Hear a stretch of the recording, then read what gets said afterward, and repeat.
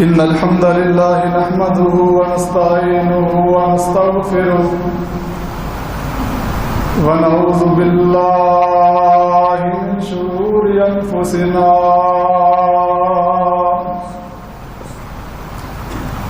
ومن سيئات أعمالنا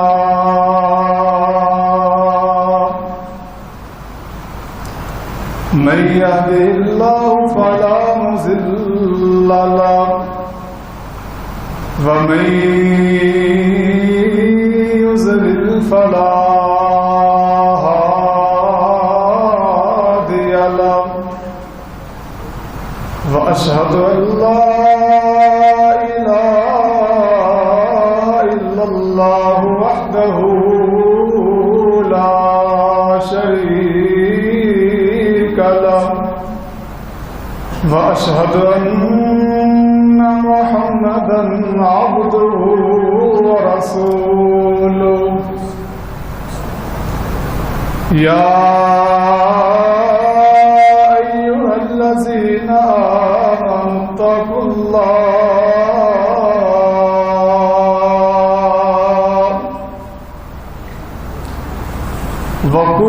وقولوا قولا سديدا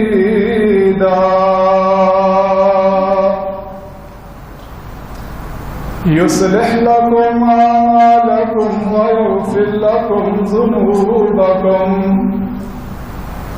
ومن يطع الله ورسوله فقد فاز فوزا عظيما يا أيها الذين آمنوا اتقوا الله حق تقاته ولا تموتن إلا وأنتم مسلمون أما بعد فإن خير الحديث كتاب الله وخير الهدي هدي محمد صلى الله عليه وسلم وشر الأمور محدثاتها وكل محدثة بدعة وكل بدعة ضلالة وكل ضلالة في النار اللهم صل على محمد وعلى آل محمد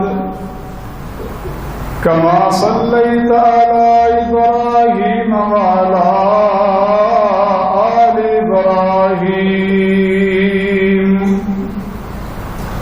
إنك حميد مجيد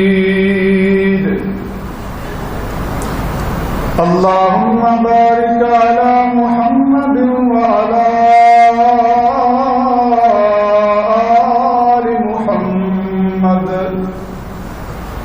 كما باركت على إبراهيم وعلى آل إبراهيم إنك حميد مجيد رب اشرح لي صدري ويسر لي أمري واحلل عقدة من لساني يفقهوا قولي رب زدني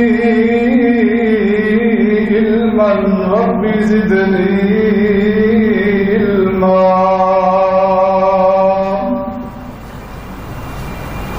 أما بعد فأعوذ بالله السميع العليم من الشيطان الرجيم بسم اللہ الرحمن الرحیم قل هل ننبئكم بالأخسرين أعمالا الذين ضل سعيهم في الحياة الدنيا وهم يحسبون أنهم يحسنون صنعا۔ ہر قسم کی حمد و ثنا کی بڑائی تعریفات تمجیدات اللہ وحدہ لا شریک کی ذات کے لیے، درود و سلام انگن لا تعداد جناب محمد رسول اللہ صلی اللہ علیہ وآلہ وسلم کی ذات کے لیے، اور اللہ تعالی صحابہ کرام رضوان اللہ علیہم اجمعین کے درجات بلند فرمائے، جنہوں نے دین اسلام کے لیے بے شمار قربانیاں پیش کی، اپنا مال و دولت، اپنے رشتہ دار، اپنے گھر بار، اپنی اولادیں، حتیٰ کہ اپنی جانوں تک کو اللہ کے راستے میں قربان کیا۔ حضرات محترم،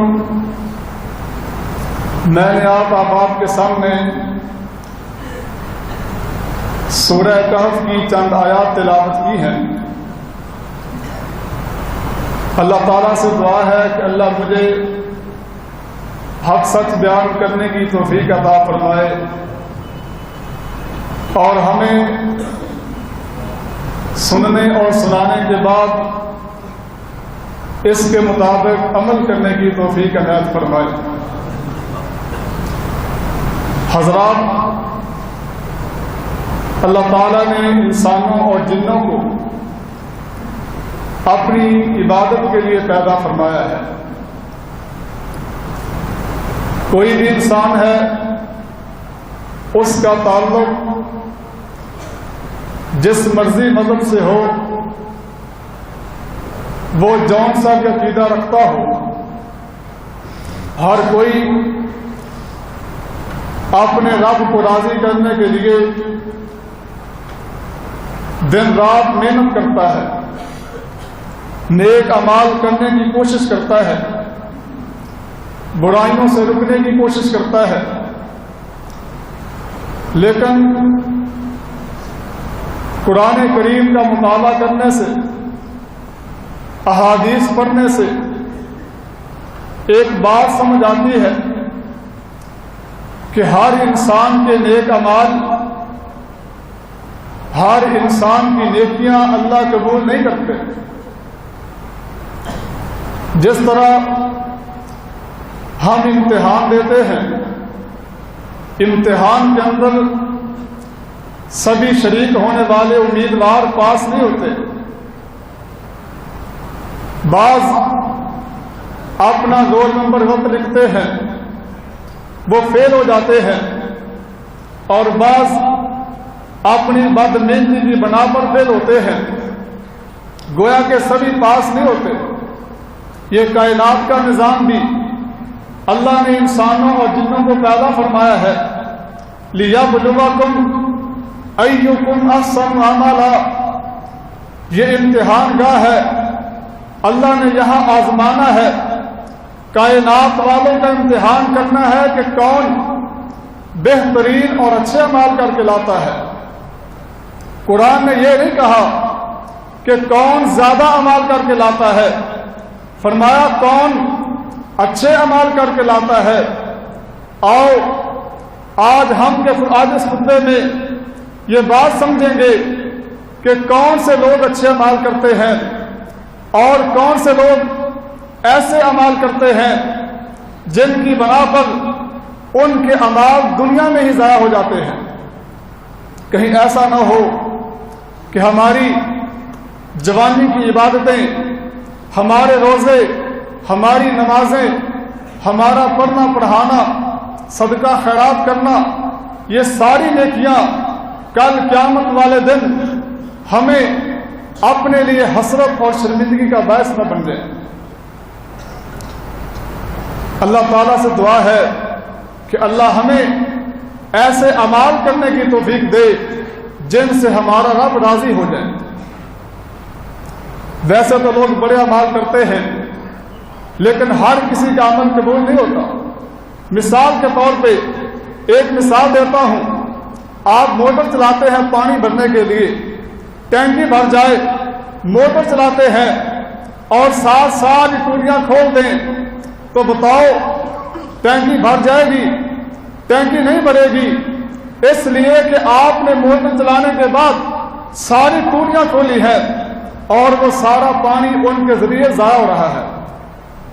آپ نمازیں پڑھتے ہیں، روزے رکھتے ہیں، صدقہ خیرات کرتے ہیں، مختلف قسم کی عبادتیں کرتے ہیں، اگر ان کے ساتھ ساتھ شرک بھی کرتے جائیں، ظلم بھی کرتے جائیں، بدعات بھی کرتے جائیں، حرام مال بھی کھاتے جائیں اور اپنی نجتوں میں بے عملی اور ریاکاری، شہرت اور دکھلاوا بھی کریں تو آپ سمجھیں کہ جیسے آپ اعمال کر رہے ہیں اس کے ساتھ ساتھ اپنے اعمال پہ لکیریں بھی پھیرتے جا رہے ہیں۔ سب سے پہلی چیز جس کی بنا پر انسان کے اعمال ضائع ہوتے ہیں، چاہے انسان جتنے مرضی بڑے عمل کر لے، اچھے اور خوبصورت عمل کر لے، جو انسان مشرک ہے اس کا کوئی بھی عمل اللہ کی بارگاہ میں قبول نہیں ہوتا۔ یہ بات اللہ تعالیٰ نے اپنے قرآن مجید میں ارشاد فرمائی اور فرمایا کہ کسی بھی انسان کو اللہ تعالیٰ نے معاف نہیں کرنا جو اللہ کی ذات کے ساتھ شرک کرتا ہے، اس کے علاوہ اللہ جس کو چاہے معاف کر دے۔ ان اللہ لا یغفر ان یشرک بہ ویغفر ما دون ذلک لمن یشاء، بے شک اللہ تعالیٰ مشرک انسان کو معاف نہیں کریں گے اور اس کے علاوہ جس کو چاہے میرے مالک معاف کر دے۔ یہ اللہ کی رحمت ہے، اللہ کی کرم نوازی ہے کہ اللہ ہر قسم کے گنہگار کو معاف کر سکتا ہے، لیکن مشرک انسان کے بارے میں اللہ نے پہلے بتا دیا کہ مشرک انسان کے لیے کوئی معافی نہیں۔ یہ تو ایک عام بات ہے جو اللہ نے مطلق طور پہ بیان فرمائی۔ قرآن کریم کا ایک اور مقام اللہ تعالیٰ نے اپنے 18 انبیاء کا نام لیا، ان کا نام لینے کے بعد ارشاد فرمایا وَلَوْ أَشْرَكُوا لَحَبِطَ عَنْهُمْ مَا كَانُوا يَعْمَلُونَ، اگر میرے یہ پیغمبر بھی میری ذات کے ساتھ شرک کرے تو ان کے بھی کیے ہوئے اعمال ضائع اور برباد ہو جائیں۔ یہ کون سے انبیاء ہے جن کی بعثت کا مقصد، جن کا دن رات، جن کا چلنا پھرنا اللہ کی مرضی کے مطابق اللہ کی توحید کو بیان کرتے گزر گیا، لیکن اللہ فرما رہے ہیں وَلَوْ أَشْرَكُوا لَحَبِطَ عَنْهُمْ مَا كَانُوا يَعْمَلُونَ، اگر میرے یہ پیغمبر بھی، اگر میرے یہ برگزیدہ بندے بھی میری ذات کے ساتھ شرک کریں گے تو ان کے اعمال بھی ضائع ہو جائیں گے۔ یہ تو پہلے انبیاء کی بات ہے۔ سابقہ انبیاء کی بات ہے۔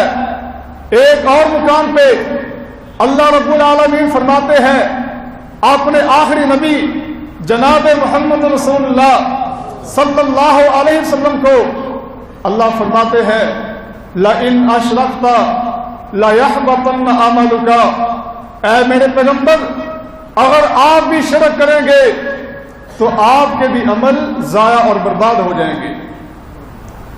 یہ قرآن کا فیصلہ ہے۔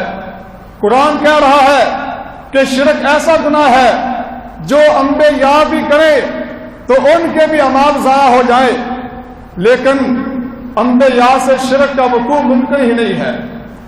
انبیاء تو شرک کو ختم کرنے کے لیے آئے ہیں، وہ توحید کا بول بالا کرنے کے لیے آئے ہیں، اللہ کی توحید کا نام کائنات میں بلند کرنے کے لیے آئے ہیں، لیکن اللہ تعالیٰ کائنات والوں کو سمجھانا چاہتے ہیں، ہمیں سمجھا رہے ہیں کہ اے لوگوں شرک ایسا گناہ ہے جو انبیاء کو بھی معاف نہیں، تمہیں کیسے معاف ہوگا؟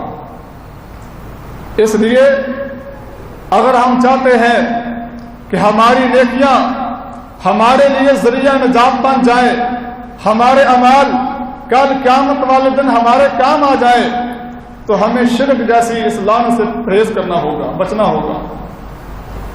آج ہمارے معاشرے میں مسلمان بڑا پریشان ہے، شکوے شکایتیں کرتا ہے کہ جناب بدحالی کا شکار ہو گیا ہے، حالات بڑے خراب ہیں، سارا خاندان دن رات محنت کرتا ہے، لیکن پھر بھی حالات بڑے تنگ ہیں، گزارا نہیں ہوتا۔ گزارا کیسے ہو؟ آج ہمارے ملک پاکستان میں جس کو لا الہ الا اللہ کی بنیاد میں بنایا گیا تھا، اس کے اندر اتنی مسجدیں نہیں ہیں، اللہ کے گھر اتنے نہیں جتنے غیر اللہ کے گھر تعمیر ہو رہے ہیں۔ ہمارے علاقے میں تو ایسی صورتحال ہے، اگر ایک گاؤں میں مسجد ہے تو وہاں دربار بھی ضرور ہوگا، اور لوگ جمعے کے لیے آئیں یا نہ آئیں، نماز کے لیے آئیں یا نہ آئیں، لیکن لوگ قبروں پہ جا کے وہاں روشنی کرتے ہیں، وہاں جا کے خوشبو کا انتظام کرتے ہیں، پھولوں کے چڑھاوے چڑھاتے ہیں، وہاں جا کر ہر جمعرات مختلف قسم کی منتیں اور نظر و نیاز کا انتظام کرتے ہیں۔ ہمارا المیہ ہے کہ ہم نے ملک تو اللہ تعالیٰ کی رضا کے لیے حاصل کیا تھا کہ مسلمان یہاں آ کر اللہ کی خالص عبادت کریں گے اور غیر اللہ کی عبادتوں کا کلا کما کریں گے، لیکن ہماری بدقسمتی کہ ہم وہ ساری چیزیں اپنے ساتھ لے کر آئے اور آج بدحالی کا شکار ہیں۔ اگر ہم چاہتے ہیں کہ ہمیں اس بدحالی سے چھٹکارا مل جائے تو ہمیں صرف اللہ کی عبادت کرنا ہوگی۔ مہنگائی کا شکار ہے مسلمان، لیکن پھر بھی ان کو رب یاد نہیں آتا، اپنے اعمال یاد نہیں کہ ہم کیا کرتے ہیں۔ اگر انسان کو یہ پتہ چل جائے کہ ہمارے اعمال کیسے ہیں تو پھر انسان سکون سے بیٹھ جائے، پھر بدحالی کا شکوہ نہ کرے، اپنے اعمال کو دیکھو۔ قرآن کریم نے ارشاد فرمایا ظہر الفساد فی البر والبحر بما کسبت ایدی الناس، بر و بحر میں خشکی اور تری میں فساد برپا ہوا ہے، کہیں مہنگائی کا فساد ہے، کہیں خانہ جنگی کا فساد ہے، کہیں کوئی اور فسادات ہے، اور یہ ہمارے ہاتھوں کے کیے ہوئے اعمال کا نتیجہ ہے۔ ہمیں اپنے اعمال درست کرنا ہوں گے، اپنے رب سے معافی مانگنی ہوگی، اللہ سے توبہ کرنی ہوگی۔ اگر ہم چاہتے ہیں ہمارے حالات ٹھیک ہو جائیں، ہمارے اعمال ٹھیک ہو جائے، ہم جنت کے حقیقی وارث بن جائیں، تو قرآن کریم کے مطابق ہمیں عقیدہ بنانا ہوگا۔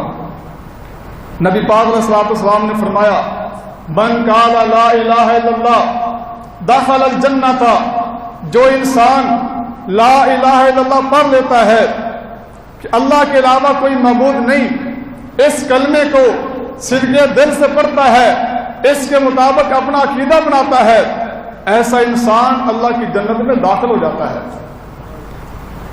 لیکن ہم زبان سے کلمہ پڑھتے ہیں، آج آپ اپنے اس معاشرے کا حال دیکھیں تو بڑا عجیب حال نظر آتا ہے۔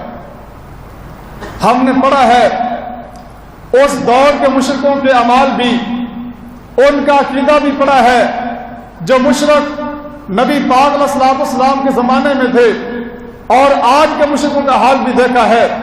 ہم موازنہ کرتے ہیں، ہمیں آج کا مسلمان جو کلمہ پڑھنے کے باوجود، اپنے آپ کو توحید کا دعویٰ دار کہنے کے باوجود اس قدر شرک کی دلدل میں پھنسا ہوا ہے کہ اس دور کے مشرک بھی اگر آج دیکھ لیں مسلمانوں کو تو وہ حیران ہو جائے۔ ان کا عقیدہ تھا کہ اگر پانی میں کوئی ذات کام آ سکتی ہے تو وہ اللہ کی ذات ہے۔ اس دور کے مشرکوں کا عقیدہ کیا تھا؟ سنن نسائی کی روایت ہے، صحیح روایت ہے، جب نبی پاک علیہ الصلوۃ والسلام مکہ فتح کرنے کے لیے مکہ پہنچے، وہاں کے مشرک، وہاں کے کافر، ابو جہل کا بیٹا اکرمہ جو کافروں کا سردار ہے، مشرکوں کا رئیس ہے، اس نے سوچا کہ جس شہر میں ہمارے مخالفوں کی حکومت آ جائے ہمیں وہاں رہنا نہیں چاہیے، یہاں سے نکل جانا چاہیے۔ وہاں سے نکلے اور نکلتے نکلتے سمندر کے کنارے پہنچے تاکہ یمن پہنچا جائے۔ یمن جانے کے لیے کشتی میں سوار ہونا تھا۔ کشتی میں سوار ہوئے اور جب وہ کشتی پانی کے درمیان میں پہنچی، سمندر کے درمیان میں گئی، وہ کشتی ڈوبنا شروع ہو گئی۔ آپ دیکھیں عقیدہ کیسے بدلتا ہے۔ کشتی والوں نے کہا اگر آج اپنی جان بچانا چاہتے ہو، اپنی کشتی کنارے لگانا چاہتے ہو، ایک اللہ کو پکارنا ہوگا۔ اللہ کے علاوہ یہاں کوئی کام آنے والا نہیں ہے۔ لاکھوں منات، ہبل اور عزا وغیرہ جو تم نے 360 بت بیت اللہ میں رکھے ہیں، ان میں سے کوئی بھی آج پانی میں تمہارے کام نہیں آ سکتا۔ جان بچانی ہے تو اللہ کو پکارو۔ اکرما تھا مشرک لیکن عقل مند تھا، سوچا کہ یہ وہ دعوت ہے جو ہمیں محمد رسول اللہ مکہ میں دینے کے لیے آئے ہیں، ہم وہ دعوت چھوڑ کے یمن جا رہے ہیں۔ اس نے کہا اگر آج ہمیں اس پانی سے نجات مل گئی، ہماری جان بچ گئی، ہم واپس مکے جا کے مسلمان ہو جائیں گے۔ انہوں نے اللہ کو پکارا، اللہ نے مشرک کی پکار بھی سنی، اللہ نے مشرک کی پکار بھی سنی اور ان کو کنارے لگا دیا۔ المیہ یہ ہے کہ آج ہمارا مسلمان کہتا ہے اللہ ہماری سنتا نہیں، ان کی موڑتا نہیں۔ بھئی اللہ تیری کیوں نہیں سنتا؟ اللہ نے تو شیطان کی بھی سنی ہے، وہ رب ہے، رحمان ہے، وہ ہر کسی کی سنتا ہے، کوئی اس کو مانے یا نہ مانے، اللہ ہر کسی کی سن لیتا ہے۔ انہوں نے اللہ کو پکارا اور کشتی کنارے لگ گئی۔ آج کا مسلمان اگر پانی میں پھنس جائے، کشتی ڈوبنا شروع ہو جائے، یا گاڑی کا ڈرائیور گاڑی کی بریک زور سے لگا دے تو مشرک کے منہ سے یا علی مدد کا نعرہ نکلتا ہے، اور کوئی کہتا ہے یا اجمیر الدین چشتی پار لگا دے کشتی، کوئی کہتا ہے یا بہاول حق بیڑا پار تک۔ یہ آج کے مسلمان کا عقیدہ ہے جو نماز بھی پڑھتا ہے اور کہتا ہے ایاک نعبد و ایاک نستعین، اے اللہ ہم تیری ہی عبادت کرتے ہیں اور تجھ ہی سے مدد مانگتے ہیں۔ یہ دعویٰ نماز میں، یہ دعویٰ مسجد میں جب فارغ ہوتا ہے تو غیر اللہ کو پکارتا ہے، یہ ہماری مسلمانی ہے۔ اس لیے ہمیں اس شرک جیسی غلاظت سے، لعنت سے، ظلم سے نجات حاصل کرنا ہوگی۔ اپنے عقیدے کی اصلاح قرآن کے مطابق کرنا ہوگی، تب ہماری دنیا بھی کامیاب ہے، آخرت بھی کامیاب ہے۔ اور دوسری چیز جس کی بنا پر انسان کے نیک اعمال ضائع ہوتے ہیں وہ ہے نبی پاک علیہ الصلوۃ والسلام کی سنت کی مخالفت۔ آپ علیہ الصلوۃ والسلام کے طریقے کے مطابق عمل نہ کرنا، یہ اپنے عمل کو ضائع کرنا ہے۔ جو انسان نماز پڑھتا ہے طریقہ اپنا ہے، ایسے انسان کی نماز نہیں۔ جو انسان حج کرے طریقہ اس کا اپنا ہو، نبی پاک والا طریقہ نہ ہو، اس کا حج نہیں۔ جو انسان روزہ رکھے طریقہ نبی پاک والا نہ ہو، ایسا آدمی جتنے مرضی روزے رکھ لے، دن رات رکھتا پھرے، اس کا روزہ قبول نہیں۔ کیوں؟ اس لیے کہ اس نے نبی پاک علیہ الصلوۃ والسلام کی مخالفت کی ہے۔ اور جو انسان آپ علیہ الصلوۃ والسلام کی مخالفت کرے، ایسا انسان دنیا میں بھی ذلیل ہے، آخرت میں بھی ذلیل ہے۔ اللہ تعالیٰ ارشاد فرماتے ہیں یا ایھا الذین آمنوا اطیعوا اللہ واطیعوا الرسول ولا تبطلوا اعمالکم، اے ایمان والو اللہ اور اس کے رسول کی اطاعت کرو اور اپنے اعمال کو ضائع نہ کرو۔ کیا مطلب؟ کہ جو انسان اللہ اور اس کے رسول کی مخالفت کرتا ہے، بات نہیں مانتا، ایسا انسان اپنے اعمال کو ضائع کر رہا ہے۔ ایک حدیث مبارکہ میں نبی پاک علیہ الصلوۃ والسلام نے ارشاد فرمایا کل امتی یدخلون الجنۃ الا من ابا، میری ساری کی ساری امت جنت جائے گی سوائے اس انسان کے جس نے خود جنت میں جانے سے انکار کر دیا۔ صحابہ کرام فرماتے ہیں اللہ کے رسول، جنت تو بڑی نعمتوں والی جگہ ہے، پرسکون اور پرامن جگہ ہے، وہاں جانے سے کون انکار کرتا ہے؟ آپ علیہ الصلوۃ والسلام نے بڑا جامع جواب دیا، فرمایا من اطاعنی دخل الجنۃ ومن عصانی فقد ابا، جو انسان میری بات مانتا ہے، اطاعت کرتا ہے، میرے حکم پہ چلتا ہے، ایسا انسان جنت جائے گا، اور جو میری نافرمانی کرے، اپنی خواہشات کی پیروی کرے، اپنا طریقہ اپنائے، ایسے انسان نے گویا جنت میں جانے سے انکار کیا ہے۔ ہم مسلمان ہیں، ہمارا کام ہے، حق بنتا ہے کہ ہم اپنی زندگی نبی پاک علیہ الصلوۃ والسلام کی زندگی کے مطابق گزاریں۔ ہمارا اٹھنا بیٹھنا، چلنا پھرنا، سونا اور جاگنا، تمام قسم کے معاملات، خوشی اور غمی نبی پاک کی سنت کے مطابق ہو، پھر ہم صحیح مسلمان ہیں۔ آپ علیہ الصلوۃ والسلام نے ارشاد فرمایا لا یؤمن احدکم حتی یکون ہواہ تابعا لما جئت بہ، اس وقت تک کوئی انسان مومن نہیں ہو سکتا جب تک اس کی خواہشات، اس کی مرضی میری لائی ہوئی سنت کے مطابق نہ ہو جائے، میری لائی ہوئی شریعت کے مطابق نہ ہو جائے، اس وقت تک کوئی انسان مومن نہیں ہو سکتا۔ اگر ہماری اپنی خواہشات ہیں، اپنی مرضیاں ہیں، تو پھر سمجھو ہم کامل مسلمان نہیں ہیں۔ ایک دفعہ نبی پاک علیہ الصلوۃ والسلام کے 3 صحابہ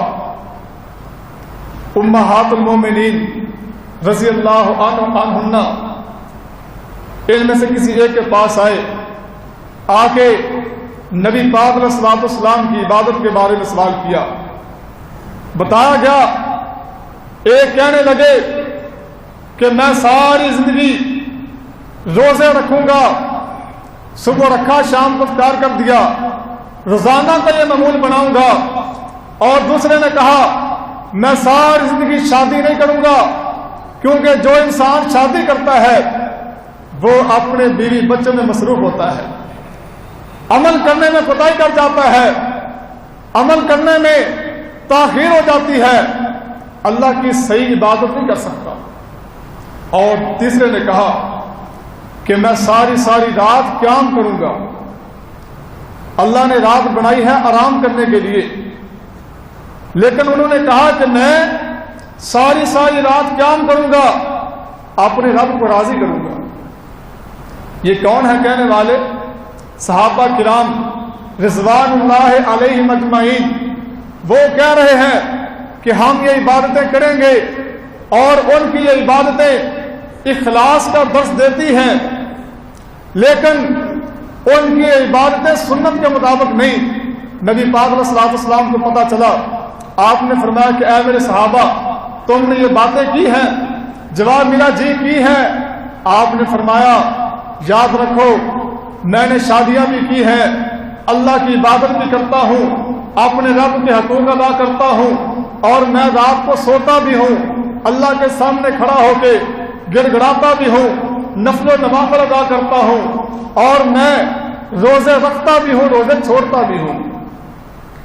فَمَنْ رَغِبَ عَنْ سُنَّتِي فَلَيْسَ مِنِّي، جس آدمی نے میری سنت سے راز کیا اس کا میرے ساتھ کوئی تعلق نہیں۔ حالانکہ نیک اعمال ہیں اور کرنے والے صحابہ کرام ہیں، ان کے بارے میں آپ نے یہ فرمایا کہ جو انسان میری سنت سے راز کرتا ہے اس کا میرے ساتھ کوئی تعلق نہیں۔ اور آج ہم کیا چیز ہیں؟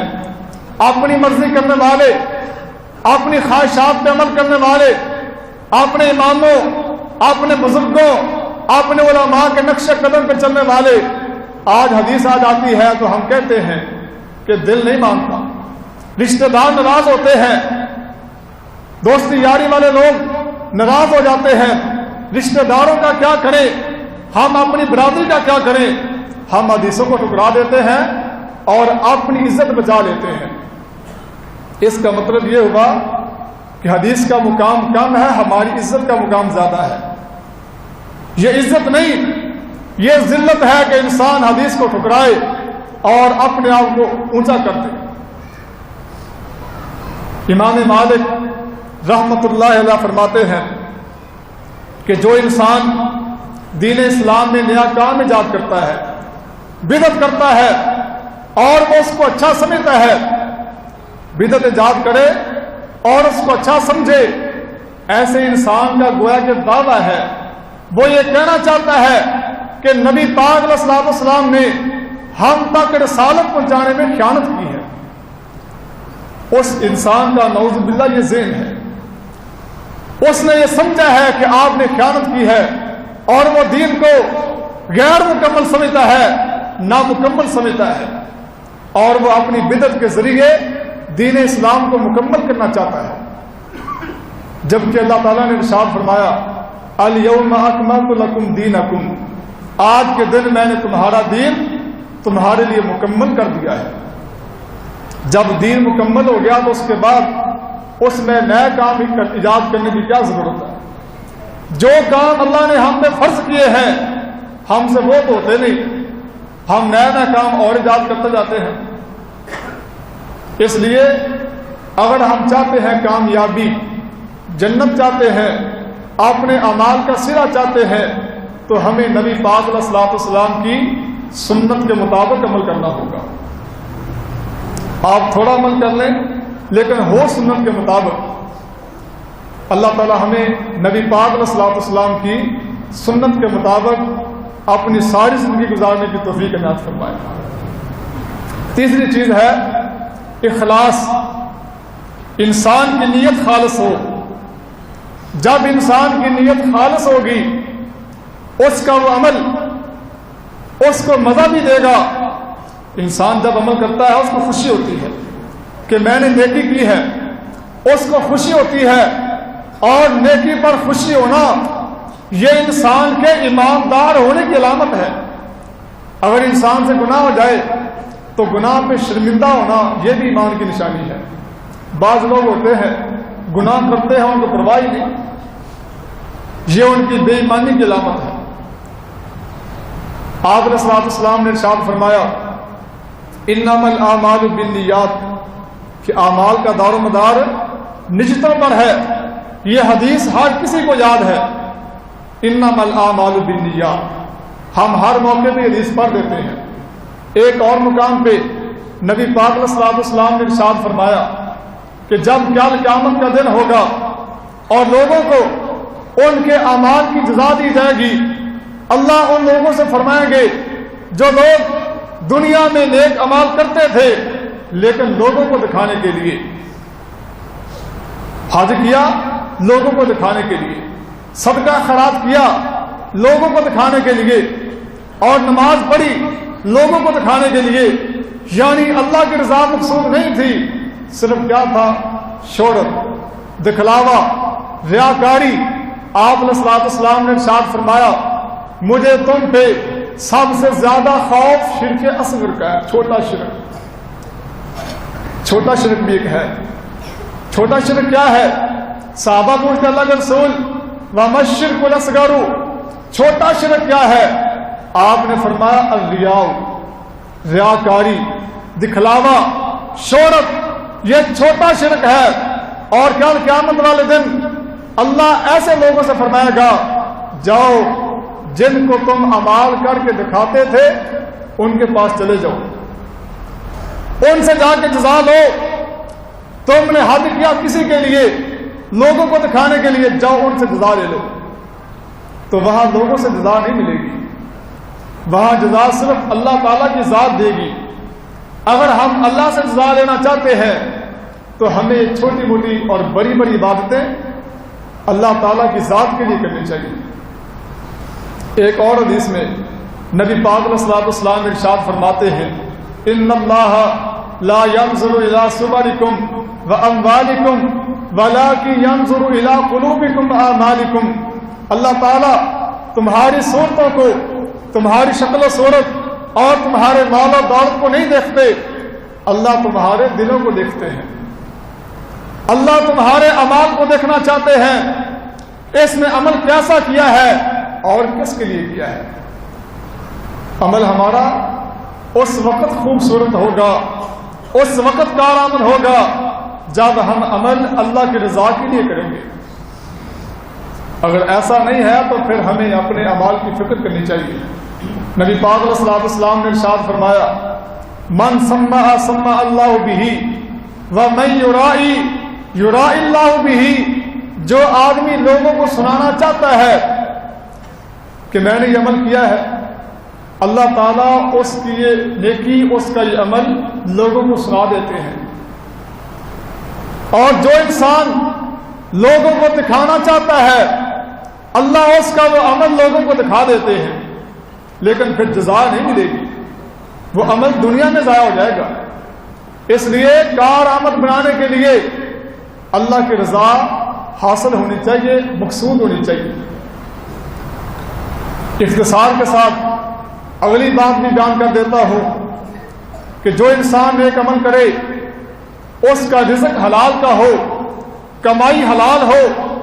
اگر ایک انسان حرام کھاتا ہے، حرام کماتا ہے، حرام صدقہ خراب کرتا ہے، ایسا انسان سمجھ لے کہ وہ اپنی یہ ساری کمائی دنیا میں ہی ضائع کر رہا ہے۔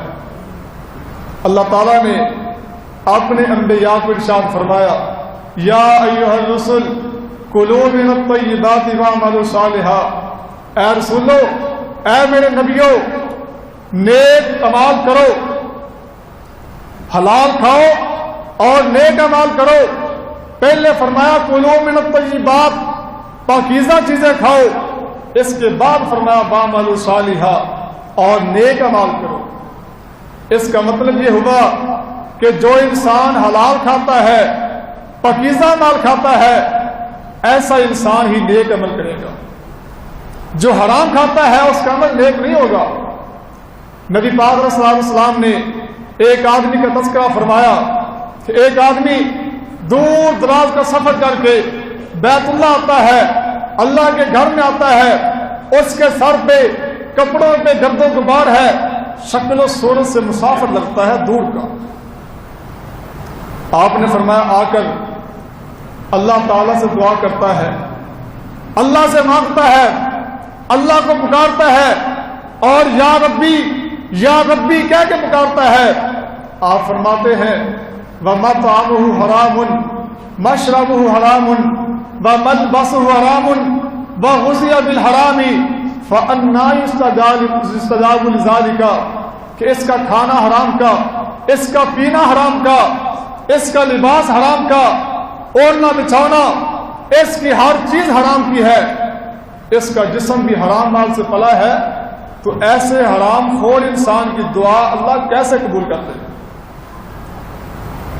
حرام خور کی تو دعا اللہ قبول نہیں کرتا، اس کی باقی باتیں کیسے قبول ہوں گی؟ اس لیے اگر ہم چاہتے ہیں کہ ہمارے نیک اعمال ہمارے کام آ جائیں، پھر ہمیں حلال و حرام کی تمیز کرنا ہوگی، فرق کرنا ہوگا کہ ہم حلال کھاتے ہیں یا حرام کھاتے ہیں۔ آج ہمارے معاشرے کا المیہ ہے، لوگ یہ نہیں دیکھتے کہ مال حلال کا ہے یا حرام کا ہے، ہم یہ دیکھتے ہیں کہ جتنا آتا بس آتا جائے۔ کوئی سود کھاتے ہیں اور پھر کہتے ہیں حالات ٹھیک نہیں۔ سود کھانا، قرآن کریم میں اللہ نے ارشاد فرمایا کہ سود کو چھوڑ دو، اگر سود نہیں چھوڑتے پھر اللہ اور اس کے رسول کے ساتھ جنگ کرنے کے لیے تیار ہو جاؤ۔ اور جو انسان سود کھاتا ہے اس کو پتہ بھی ہے کہ سود قرآن نے حرام قرار دیا ہے، اس کے باوجود سود کھائے تو گویا کہ وہ اللہ اور اس کے رسول سے اعلان جنگ کر رہا ہے۔ اور جو انسان اپنے رب سے اعلان جنگ کرے وہ کامیاب ہو سکتا ہے؟ وہ بدحال ہوگا، ذلیل ہوگا، دنیا میں اسے ذلتوں اور رسوائیوں کا سامنا کرنا پڑے گا۔